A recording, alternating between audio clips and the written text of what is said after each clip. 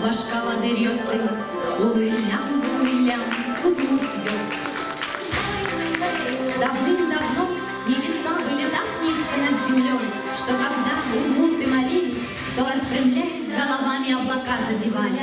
Небо было чистое, как снег, белое, как береза, и народ жил легко, без хлопоты.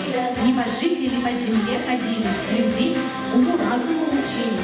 На земле среди людей царили мир и согласие. Счастливые были времена.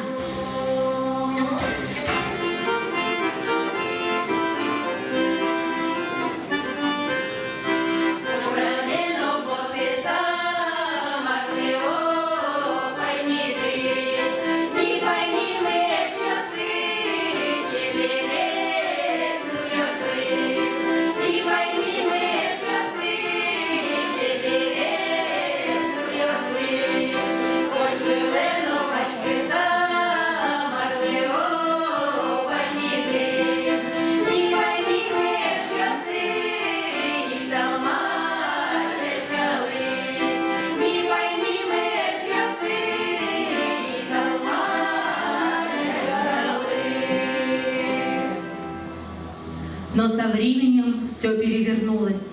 Дикая злоба пробудилась в тихих и скромных людях и не давала им покоя. И небо, и богов проклинать стали они. И тогда белые небеса сразу потемнели, посинели и начали медленно подниматься все выше и выше над землей и стали совсем недосягаемыми. С тех пор кончилась легкая и беззаботная жизнь для людей. Ушло от удмуртов счастье. Разучились люди жить в мире и согласии, с умом да разумом.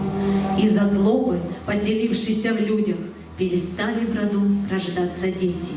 Молились люди богам, но те не слышали их. И только одна женщина, самая мудрая из рода Кварца, взмолилась богам и стала просить их, чтоб вернулись небеса обратно, чтоб на земле вновь воцарились мир и покой.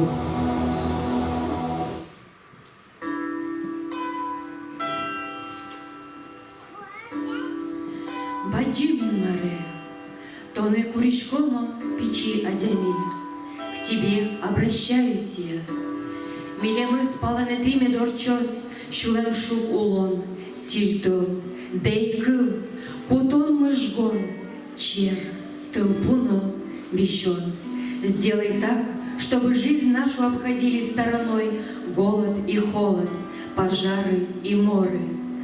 То начали кожи корысалытки, кижем палькем юняньмес аж здесь шипо, зарнит еще медудалтос.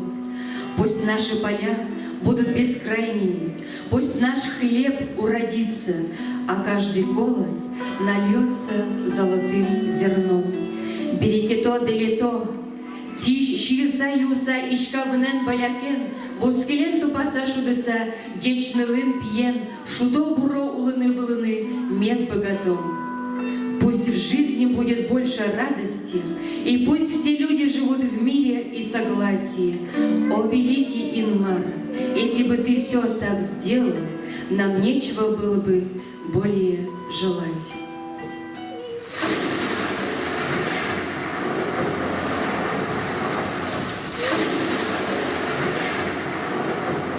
Ответили боги: подумайте, люди, остановитесь, посмотрите, как вы живете, каждый сам за себя и сам по себе.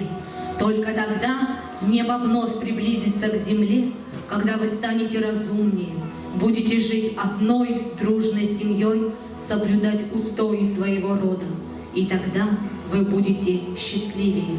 Даем вам последний шанс.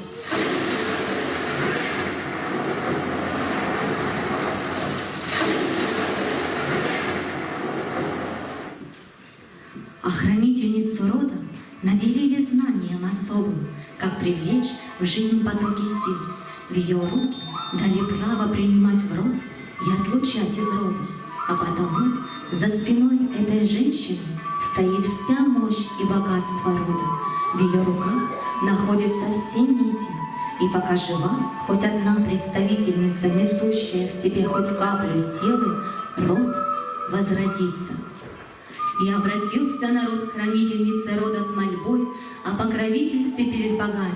И решила она тогда создать оберег для женщин, чтоб зло не касалось ни ее саму, ни ребенка, ожидаемого ею. Попросила она у Бога неба, великого Инмара, силу солнца и звезд, чтобы силы небесные защищали жизнь и здоровье женщины. Попросила она у Бога плодородия, голубящих, земли, чтоб женщина могла стать плодовитой и зажиточной. Попросила она у богини природы, Куаш, красоту и силу растительного и животного мира.